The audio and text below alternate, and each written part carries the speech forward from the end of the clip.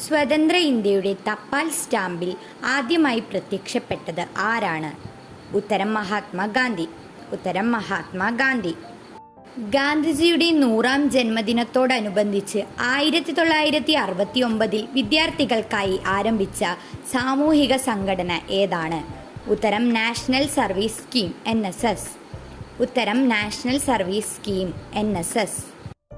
1982 പുറത്തിറങ്ങിയ ഗാന്ധി സിനിമയുടെ സംവിധായകൻ ആരാണ്? ഉത്തരം റിച്ചാർഡ് ആറ്റൻബറോ. അർദ്ധനഗ്നനായ ഹക്കീർ എന്ന് ഗാന്ധിജിയെ വിശേഷിപ്പിച്ചത് ആരാണ്? ഉത്തരം വിൻസ്റ്റൺ ചർച്ചിൽ. എൻ്റെ ഒറ്റയാൾ പട്ടാളം എന്ന് ഗാന്ധിജിയെ വിശേഷിപ്പിച്ചത് ആരാണ്? ഉത്തരം മൗണ്ട് ബാറ്റൺ